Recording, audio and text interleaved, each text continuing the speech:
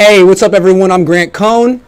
This is my instant reaction to the Niners win. First off, the last time I did a live thing, my mic was all messed up. So let me know if the sound is okay at this point or if I need to adjust it. That's what I wanted to ask you first. Now I want to talk to you about all my thoughts about the game. And I think the first question on everyone's mind is, are the 49ers good? Last week I did a show with my dad and I asked, how many good teams are there in the league? I asked a few people this and everyone kept saying three. Three good teams in the league. Kansas City, Buffalo, Philly. Are the Niners now one of the good teams in the league? Well, on the one hand, they just beat the crap out of an opponent. That's a good sign. On the other hand, the Niners are 3-2. And I'm not sure that beating the Panthers by any amount means that you're good. But if you lose to the Panthers, it might mean you're not good. If you squeak by the Panthers, it might be bad. So far, so good. There was only so much the Niners could prove against Carolina, and they proved all of it. So I think it's probably too early to say the Niners are good. Although if they could play like this every week, then yeah, they're freaking good. If they could play like this every week, you know what I'm saying? But I don't know that they can. There's a certain amount of luck that went into it. The Niners keep getting a lot of injuries. And let's be fair, Carolina freaking sucks. From the coach to the quarterback. Now the quarterback's a lot like Jimmy, but the coach really sucks. I saw a stat that the Panthers have lost 25 consecutive games where the opponent scored at least 17 points. There's a problem there. So you can't really throw a parade because the Niners beat Carolina. That being said, the statement they made is that they can really beat the crap out of bad teams, even with this offense that is not the greatest. Because the defense scores 7 points a game. Although Moseley got hurt, that's not good. But, Nick Bosa went down and the defense didn't miss a beat. That's a good sign. Eric Armstead and Javon Kinlaw didn't play. The Niners defense shut down the run. 3/4 of their starting defensive line. All 3 first-round picks out, and the defense is like, you didn't even notice. Drake Jackson, great. Charles Omenihu, great. So the defense is really good. The offense just put up a lot of points. And now they get to play Atlanta next week. We'll see what they do. But again, the Niners should be 5-0 right now. They should be 6-0, counting next week. But they'll probably be 4-2, which is better than 3-3.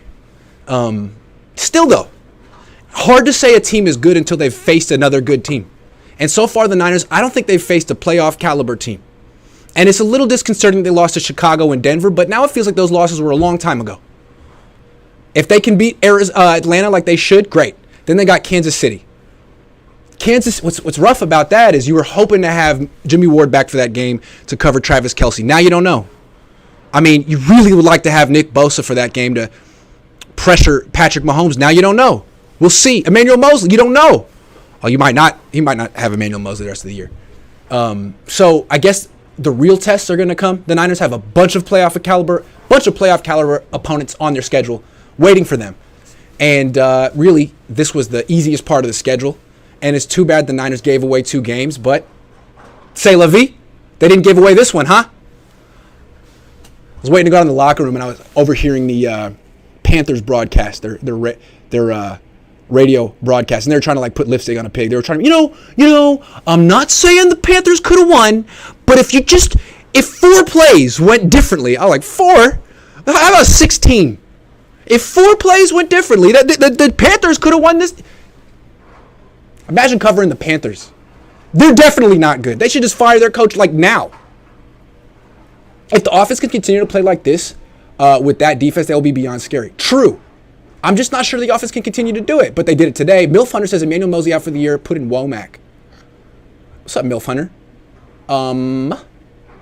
Glad the sound is good. McGlinchey was bad his last season. Great this season.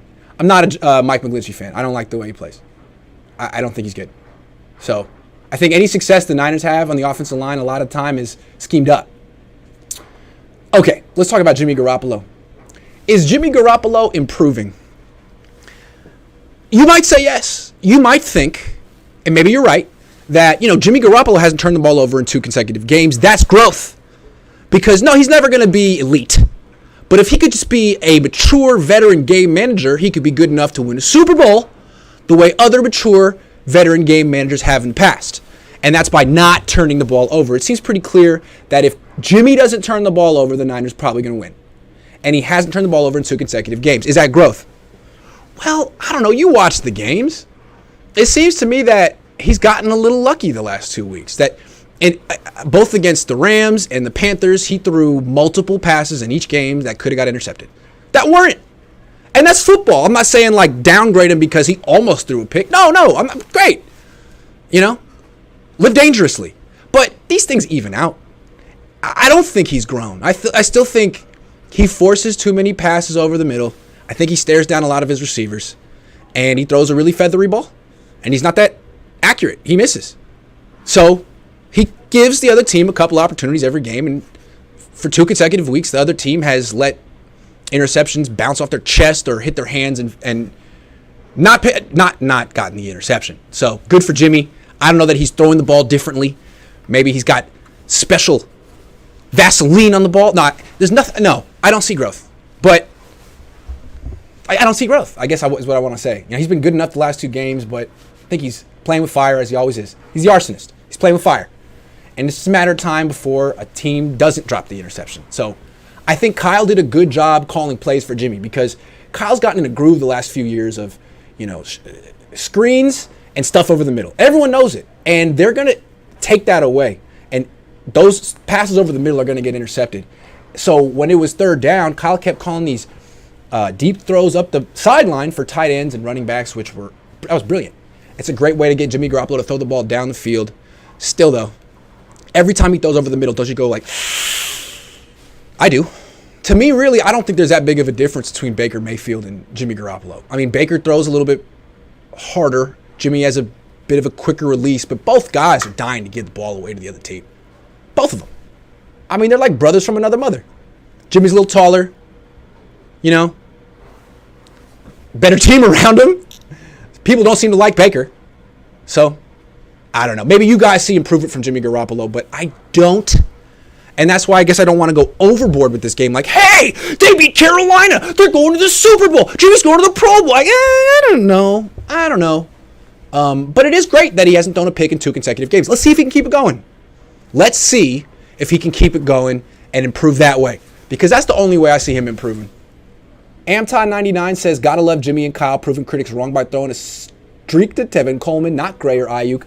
But hey, Jimmie could throw 50-50 balls to running backs, fullbacks, and running backs. Well, I think what was happening is J.C. Horn was kicking the Niners wide receivers' asses. He's really good. And the other guy they had opposite him is good too. But J.C. Horn left the game midway through with a hip injury, and then things opened up for the wide receivers. But I think Kyle noticed, like, my wide receivers aren't winning.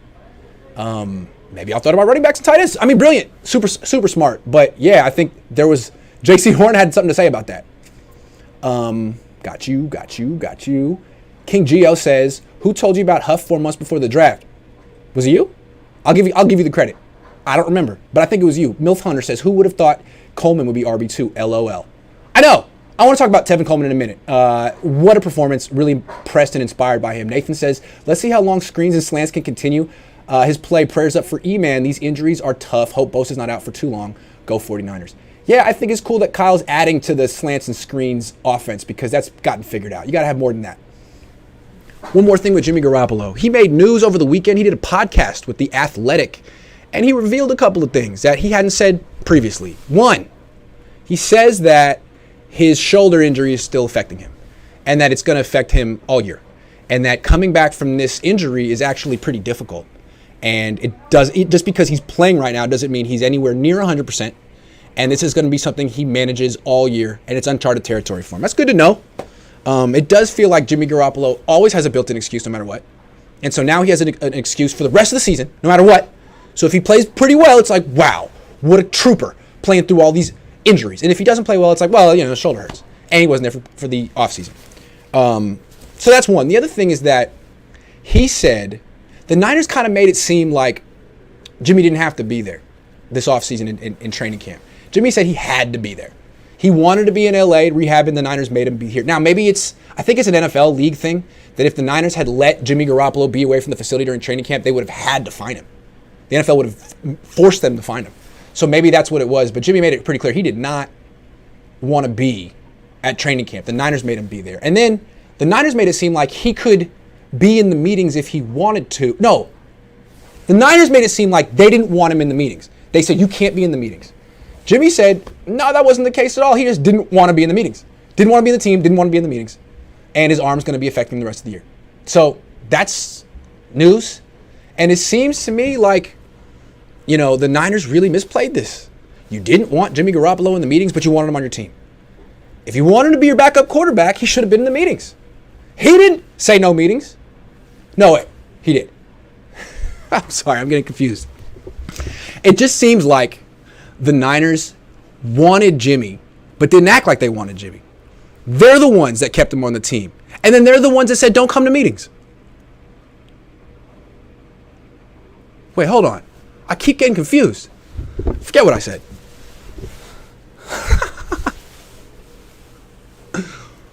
Anyway, that's what he said. I don't even know what he said. Can you tell I didn't listen to the interview?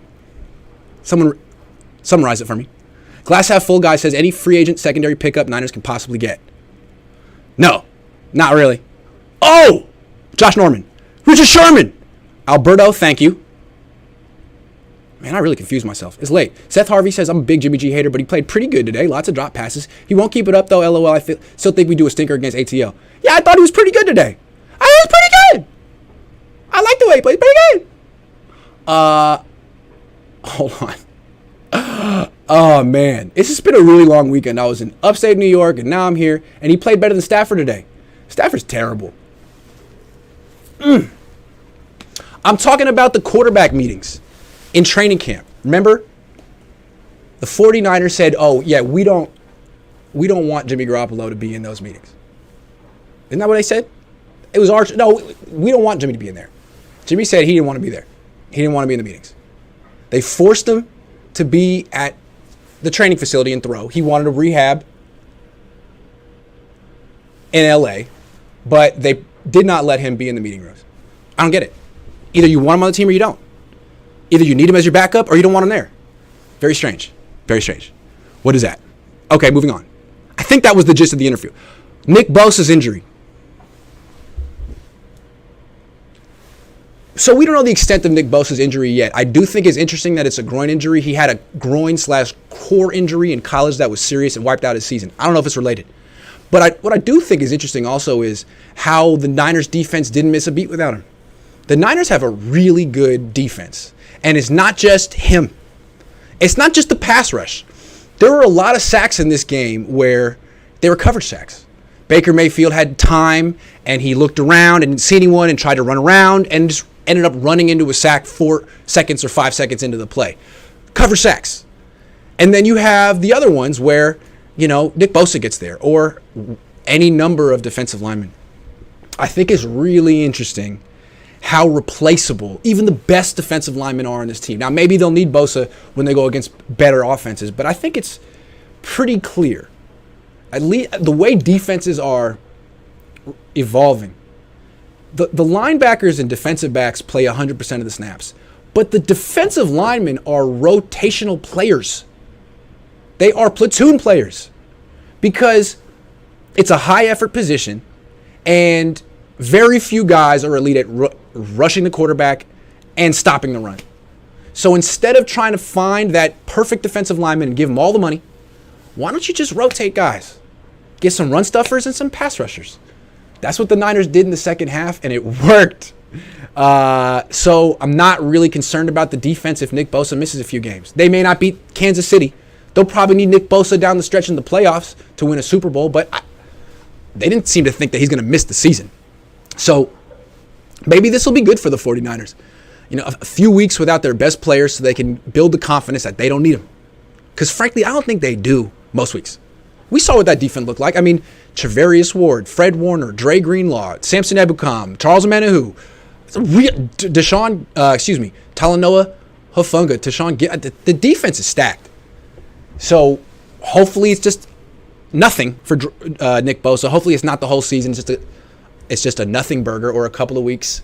But if they have to play without him, defense isn't going to be bad all of a sudden. That's a really good thing to realize. Isn't that a confidence booster? It's rough to lose players to injury, but it's good to know that the team doesn't fall apart if one guy gets hurt. Who was the better coordinator today, Kyle Shanahan or DeMeco Ryans? I'm going to say Kyle, just because he had a bigger challenge. He was going against a decent defense. DeMeco's going against a pathetic offense. And that's not his fault, but there's only so much he could do. A lot of that was just Baker Mayfield being Baker Mayfield. Glojo says convince Baker's just a less attractive Jimmy. Exactly. He's like Jimmy's ugly little brother. Glass half full guy says any chance Niners trade for Burns or Brown? Nah, they don't have picks to trade. Alberto says big fan from Mexico. Keep it going. Run the ball. Thank you, Alberto. I appreciate it. All right, let's talk more injuries. Jimmie Ward's hand injury. Jimmie Ward broke his hand in the first play of the game. It was bizarre. I'm watching warm-ups, and Gibson is the starting free safety. So I'm thinking, okay, Jimmie Ward's not going to start this game. Then he's out there at linebacker on the first play. Outside linebacker. And it's a run, and it comes to him, and he breaks his hand. What the hell was that? We talked yesterday, you and me, about being careful with Jimmie Ward. Hadn't played in a while, wasn't in football shape. You don't need him against Carolina. You need him in 2 weeks against Kansas City. He started at linebacker? That was avoidable. That didn't need to happen. So, hopefully he comes back. I mean, maybe he'll play with a cast on his hand. Who knows? I've seen players do that before, but this is a coverage specialist who needs to use his hands, and now he broke his hand defending a run, playing linebacker. Really unnecessary. Quite unnecessary. He wasn't the nickelback in this game. He wasn't the free safety. He didn't need to play. Hopefully it's not a big deal and he comes back soon, but it sucks when one injury happens after another because then you can never get in football shape. He really hasn't played football since late August. So, not ideal that he broke his hand, and definitely this was the most avoidable of the injuries. Bosa's injury, Moses' injury were not avoidable, but this one, whose idea was it to play Jimmie Ward at linebacker? Was that DeMeco or was that Kyle? Feels like a Kyle thing. So, so smart. Oh, this will really get him. I don't know. So, we'll see what the MRI says tomorrow with Jimmie Ward, but that's the one that's going to bother me as the season goes on. If he misses serious time and they get lit up by tight ends, when they finally face a good offense, because they haven't faced a good offense yet. It's a great defense, but we don't know how great because they haven't faced a good offense or a good quarterback yet. The best quarterback the Niners have faced so far this year, Geno Smith. They got Patrick Mahomes in 2 weeks. Next week they have Marcus Mariota, though. He's not going to do nothing. Juwan Jennings is a gamer. Had some clutch catches, but anyone's seen Ramilia quiet last 2 weeks. If only the Niners can stay healthy. Yeah, if only the Niners can stay healthy, man. They didn't today. Glory says I'm going to shut up about Wilson and Coleman. They all right. Yeah, they are all right. They're cool. G-Code says Niners running away NFC West. West team struggled. I mean, they're 3-2. They're not exactly running away with it yet, but maybe. They look like clearly the best team in the NFC West. All right. Emmanuel Moseley's knee injury. Saw him in the locker room after the game. He was on crutches. It doesn't look good. Probably has a torn ACL, but they'll give him an MRI tomorrow and find out for sure. So that's rough. He had a pick six today. He was playing, he's not quite as good as Charvarius Ward, but he's right there. When he had that pick six, I'm thinking, oh man, this guy's going to get such a big payday next year. Such a big payday. Then he seems to have torn his ACL. That sucks. Now he probably won't get a big payday. Now this guy might stick around with the Niners next year. Well, getting ahead of myself. Let's stick with replacing Emmanuel Moseley. I think fans would hope it's Jason Verrett. I posted a video of Jason Verrett warming up on the field before the game. He doesn't look ready. He did 2 little jogs and kept reaching for his knee. I don't know what that means, but it doesn't look good. So, Ambry Thomas or Samuel Womack, they'll probably go with Ambry Thomas because they don't trust rookies unless they absolutely have to play him. And Ambry Thomas played last year. But, I don't know. I'm going out on a limb and saying Samuel Womack's better. He was the nickel early on in the season. He played well outside in the preseason. Ambry Thomas was just the worst player in training camp. The worst player. He was awful. I mean, he must have given up like an 85% completion percentage. So be careful with Ambry Thomas. He's going to get targeted a lot. And we'll see how good this defense can be without Emmanuel Moseley. I mean, Deommodore Lenoir was getting picked on a little bit in this game in the slot. And Ambry Thomas got picked on all of training camp. So I mean, you got Travarius Ward, but if you have two other corners you can target, Ward just plays, covers no one. I mean, he covers someone but never gets any action. So all of a sudden, the replacement for Moseley is key. If he's good enough, the Niners are in business. If not, they're in trouble. Ambry Thomas was good enough last year.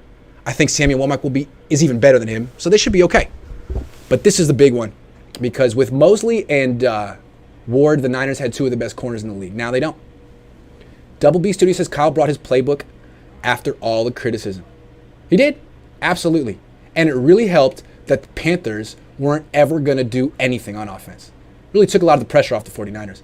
Ambry or Womack for corner. I would go Womack. The Niners are going Ambry. You know what I mean? Still no action from Mason. Ward came in too soon. I definitely thought Ward came in too soon. First play got hurt.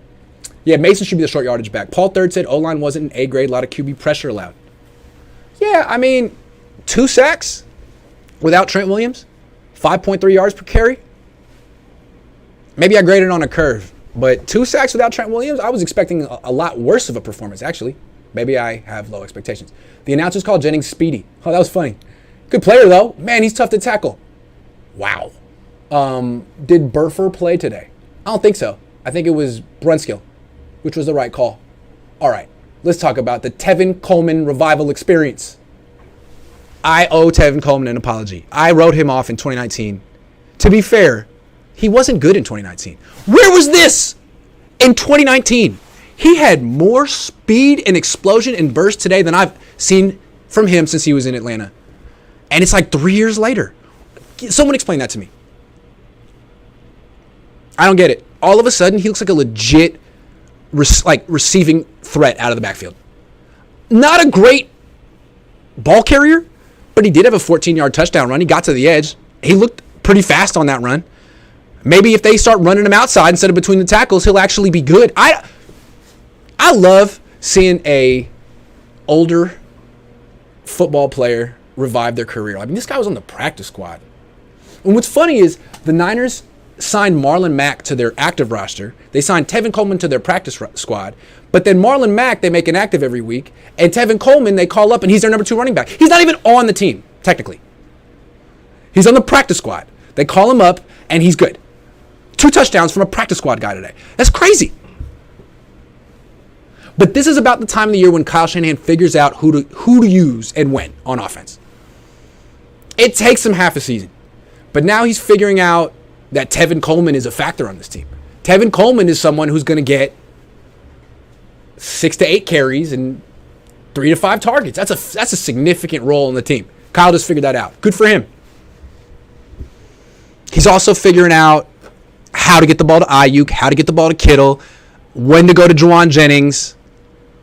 So this offense is improving because it's going through that annual period of Kyle figuring out what he has. It takes him longer than it takes D'Amico Ryans, but offense is a lot of choreography.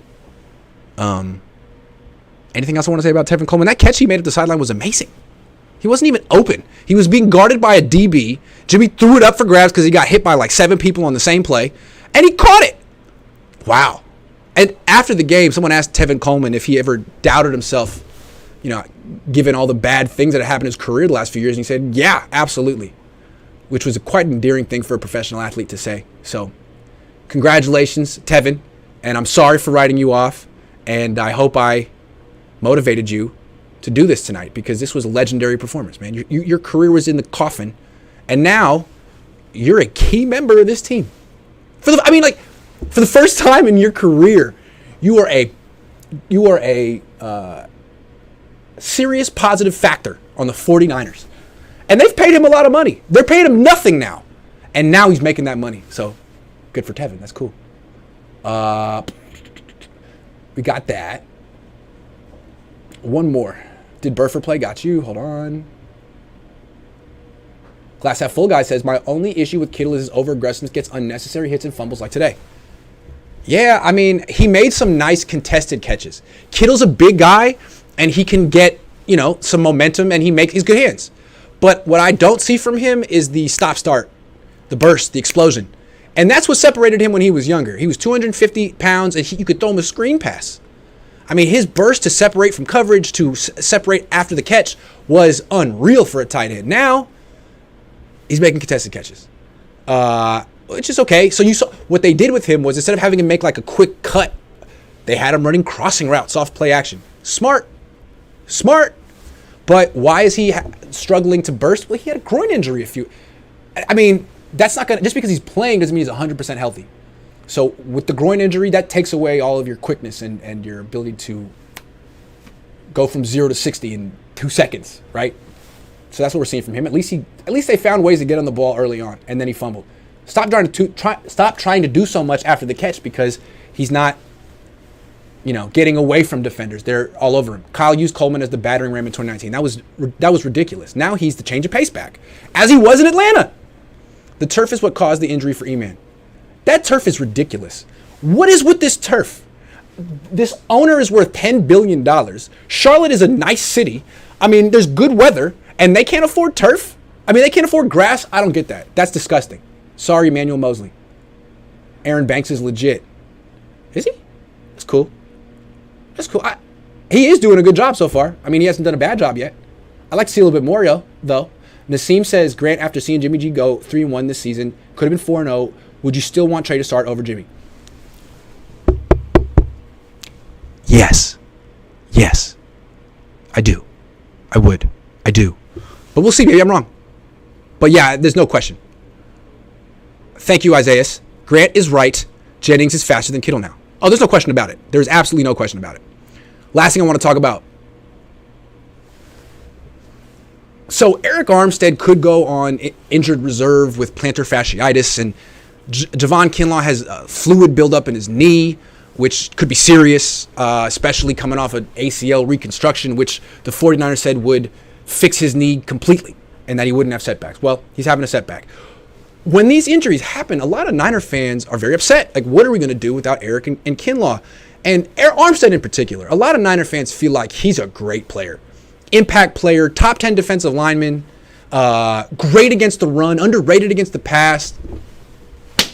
I mean, he's missed. He didn't play in this game. The Niners shut down the run and had 6 sacks. He didn't play last week, and they were great. Again, I mean, their defense was great. This is what I've always said about Eric Armstead. He doesn't make a big impact. Is he a good player? Yeah. Can you tell when he's on the field? No. Are the Niners fine without him? Absolutely. I mean, for example, let's just take the run defense. Because a lot of people say, he's not really paid to sack the quarterback. He's a run defender.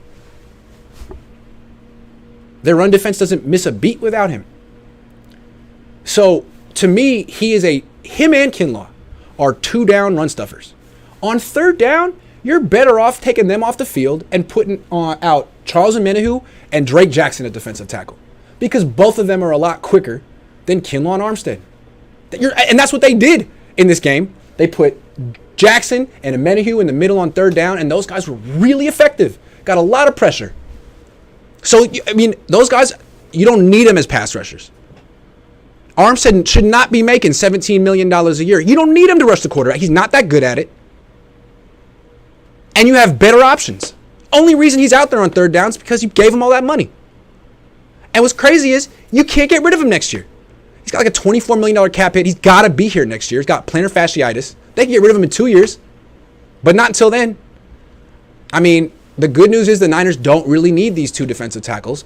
They had Kevin Givens and Hassan Ridgeway, who were just good, plenty good enough against the run.